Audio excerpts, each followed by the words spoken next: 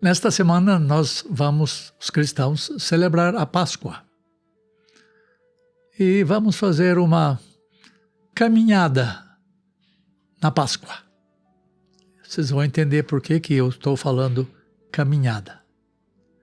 O registro da Escritura está em Lucas 24, de 13 praticamente até o final da história. Eu não vou ler toda a história, mas vou falar de alguns versos que vocês vão perceber que eles são familiares a você.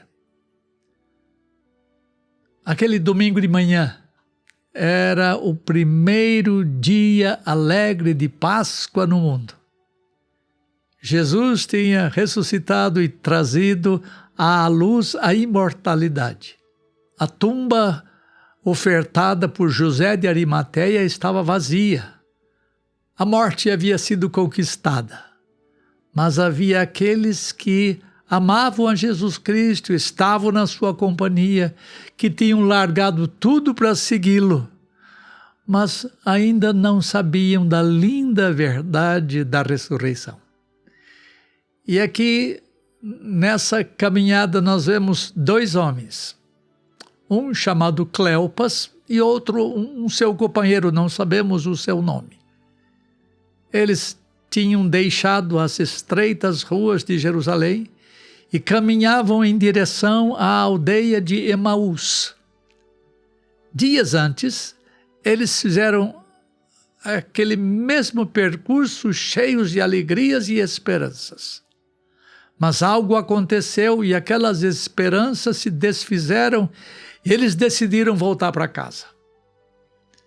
É um grande privilégio voltar para casa debaixo de algumas condições. Sem dúvida, os mais alegres momentos da vida acontecem quando voltamos para casa. Há memórias do lar que jamais esquecemos. Mas há outras vezes quando ir para casa significa profunda dor, que era o caso deles. Foi assim, neste caso, com os dois discípulos de Emaús. Parece que eles estavam voltando de um funeral e estavam mesmo. Eles estavam cansados e abatidos. Este é o caminho que você e eu temos andado, e embora haja fé em nossos corações, em alguma medida nós sentimos doloridos em nosso coração quando nós perdemos alguém que nós amamos tanto. E não é fácil voltar à velha vida sem a doce companhia de alguém em quem botamos o coração e que acabamos perdendo. Esses dois homens estavam realmente voltando de uma sepultura. E por essa razão eles estavam tristes. E esses dois homens não somente tinham perdido alguém que amavam, mas tinham perdido também o seu Senhor. Eles tinham perdido aquele de quem esperavam a redenção. De fato, é difícil entender como as pessoas suportam as separações desta vida, a menos que elas conheçam alguma coisa de conforto e de esperança que está no Cristo ressuscitado. É primavera, mas as flores não desabrocham, nem os passarinhos cantam. É primavera, mas eles andam como se estivessem andando no inverno. São somente 11 quilômetros de Jerusalém até Emaús. Mas quão longo parecia aquele caminho. E a conversa entre eles parecia ser mais ou menos assim. Você se lembra, cara, de como ele chorou na morte de Lázaro quando viu Maria chorar, quando viu Marta em tristeza? Você se recorda quão divino ele parecia quando ele chamou Lázaro, vem para fora? Ah, sim, respondeu o outro, talvez com cara de choro. Eu estava certo de que ele iria redimir a Israel. Eu estava confiante de que ele era o Cristo. Eu nunca imaginei que a morte pudesse vencê-lo. Eu estou profundamente triste. A Escritura diz que eles estavam conversando e discutiam, e o próprio Jesus se aproximou deles, mas eles iam conversando a respeito de todas as coisas sucedidas na sexta-feira e no sábado. Quando nós olhamos para eles outra vez, eles não estão sós. Um encantador estranho se junta a eles. E os três começam a conversar. Mas a tragédia disto tudo foi que esses dois caminhantes, naquele dia de Páscoa, não reconheceram aquele estranho viajante que juntou-se a eles. A Bíblia diz no verso 16 que os seus olhos estavam como que impedidos de o reconhecer. Eles continuavam pensando que Jesus ainda estava no túmulo. Eles recordaram a grande pedra que ajudaram a rolar do túmulo. Eles ainda estavam vislumbrando o selo romano colocado sobre a tumba. Esta era a barreira que os separava do Mestre amado. Todavia, Jesus estava perto e eles não sabiam. Jesus estava com eles, desejando ser reconhecido, como os homens por si próprios falham em reconhecê-lo. Por que eles não o reconheceram? O texto diz: mas os olhos deles estavam como que fechados. O que causou isto? Eles tinham perdido a fé? Era a incredulidade? Era a dúvida que mina a fé? A dúvida da messianidade de Cristo lhes trouxe cegueira espiritual e obstou a visão deles. Mas é para esses discípulos duvidosos que Jesus Cristo veio. Jesus veio a eles a despeito da sua dúvida. Eles gostariam, eu sei, de crer o contrário. Eles estavam com os corações necessitados e assim Jesus Cristo entra na conversa. Então Jesus perguntou, não por ignorância, mas para ouvir a história dos próprios lábios deles. E assim Cleopas começou a contar-lhe o que havia acontecido nos últimos dias, como se Jesus não soubesse. Cleopas contou-lhe das grandes esperanças de ontem, contou-lhe dos grandes sonhos que tiveram, contou-lhe sobre quão amável e simpático era o jovem profeta. E então, com voz embargada, ele contou dos acontecimentos da última sexta-feira. Sim, nós o vimos pregado na cruz. Nós o ouvimos gritar, Deus meu, por que me desamparaste? Nós o vimos morrer. Nós o colocamos na tumba de José de Arimateia. E assim, as nossas esperanças morreram. E você sabe o que aconteceu? Jesus começou a explicar-lhes as Escrituras, falando a respeito de si mesmo.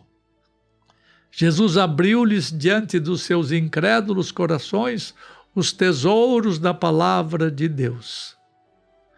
Está lá no verso 27, e começando por Moisés, discorrendo por todos os profetas, expunha-lhes o que a seu respeito constava em todas as Escrituras. Enquanto Jesus lhes expunha as Escrituras, o fogo da esperança começou a queimar nas almas deles. Eles perceberam que não somente era possível o Cristo sofrer, mas o fato dele sofrer era a prova da sua real messianidade. Eles perceberam que era bíblico tudo aquilo, inclusive a sua ressurreição. E aquela viagem começava a tornar-se alegre e gostosa. Logo chegou a vila de Emaús. justamente agora que a conversa estava tão fascinante, ele tinha que terminar. Que pena! Os 2 discípulos não poderiam permitir que aquele estranho passasse adiante. Olha o que eles disseram no verso 29.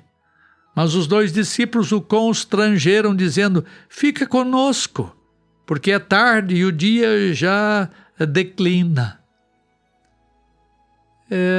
Eles não queriam que aquela conversa terminasse.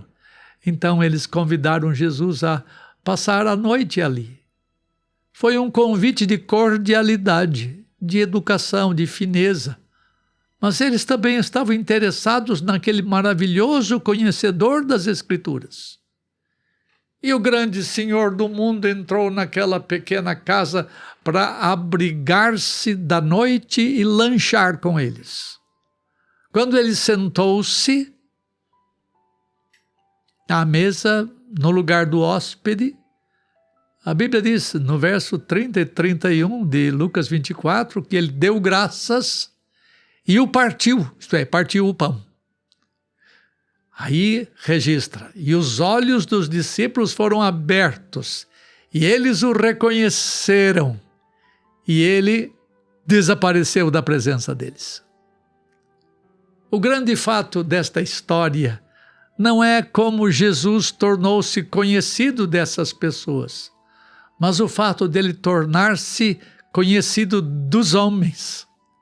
Eles conheceram o Senhor vivo e ressurreto. Esta é a bendita experiência a que quero conduzir-lhes nesta Páscoa. Quisera Deus ouvir a minha oração e realizar este propósito na vida de vocês. Qual o propósito? Dar-se-lhes a conhecer. Eu queria que, enquanto você ouve essas coisas, enquanto você lê a Escritura, enquanto você ouve a explanação da Escritura, os olhos de vocês sejam abertos e vocês consigam enxergar o que dantes não enxergavam. Eu não creio que ele queira apresentar evidências da sua ressurreição. Ele não chegou e falou: vou contar para vocês alguns argumentos sobre a minha ressurreição. Não há o que negar, muitos estão com fome e isto evidencia a necessidade de pão. Muitos estão com sede e isto evidencia a necessidade de água. Nossas reais necessidades precisam ser satisfeitas. E diante das nossas necessidades, Jesus nos diz: filho, tu sempre estás comigo, todas as minhas coisas são tuas. Nós podemos ter a presença de Cristo como nosso conforto em horas de tristeza. Nós podemos ter Cristo em nossa defesa em horas de tentação. Podemos ter Cristo em horas de fraqueza, temor ou covardia. Eu li um pregador, de quem eu tirei algumas ideias, chamado Clovis Chappell, que quando era garoto saiu para passear com seu pai. Esse pastor norte-americano, juntamente com seu pai, foram alcançados no meio de um arvoredo por uma terrível chuva. Uma chuva que eu jamais tinha visto, relatou o pastor. E meu pai ia na frente, disse ele. E eu andava atrás. Em um determinado lugar, eu parei na pista que meu pai deixava com seus pés. O terreno era macio e a água começou a subir sobre mim. Eu estava com medo e gritei por socorro. Não bastavam as evidências de que meu pai estava perto. Eu as tinha. Eu estava trilhando o caminho dele. Eu necessitava, na verdade, era do meu pai. Eu necessitava que os seus fortes braços me rodeassem. E foi exatamente o que ele fez. Irmãos, nós não precisamos de evidências de que Cristo está vivo, mas precisamos da própria pessoa dele nos afagando. Jesus sempre vem ao nosso encontro quando estamos precisando dele. Foi assim com Marta, foi assim com Maria, foi assim com a mulher samaritana e foi assim com os 2 discípulos de Emaús. E os discípulos, diz a Bíblia, o reconheceram. Uma espécie de escama saiu dos olhos deles e eles começaram a vislumbrar aquilo que até então não haviam vislumbrado. E Jesus saiu daquele ambiente e na mesma hora eles se levantaram e voltaram para Jerusalém. Quão diferente foi o caminho de volta para Jerusalém. Antes eles estavam cabisbaixos, vindo de um enterro. Agora eles vão para Jerusalém de novo, deixaram Emaús, a cidadinha deles, a vila deles, e eles seguem agora com alegria. E quando chegaram em Jerusalém, eles tiveram uma palavra confortante para os 11 discípulos ali reunidos. Eles não entraram em longos argumentos em defesa de Jesus. Eles simplesmente testemunharam a experiência que tiveram. Nossos olhos foram abertos. Nós o reconhecemos. O Senhor vive. Eu gostaria que esta bendita experiência desses 2 discípulos de Emaús pudesse tomar conta dos corações entristecidos pela incredulidade, pela dúvida, desapontados com a religião, insatisfeitos consigo mesmos. Mas Cristo é vivo, é isto que é importante. Neste dia de Páscoa, você possa receber Jesus na sua vida. Não aquele que está pregado na cruz, mas o Cristo que vive e que é capaz de abrir os seus endurecidos corações para compreenderem esta linda verdade. Foi uma caminhada na Páscoa de tristeza, na ida, mas na volta foi uma caminhada cheia de alegria. A alegria substituiu a tristeza, porque a morte foi substituída pela vida. Nesta manhã de Páscoa, eu peço a Deus que você encontre a alegria de ver Jesus Cristo ou de perceber Jesus Cristo vivo e Ele seja uma grande realidade para você. Boa Páscoa.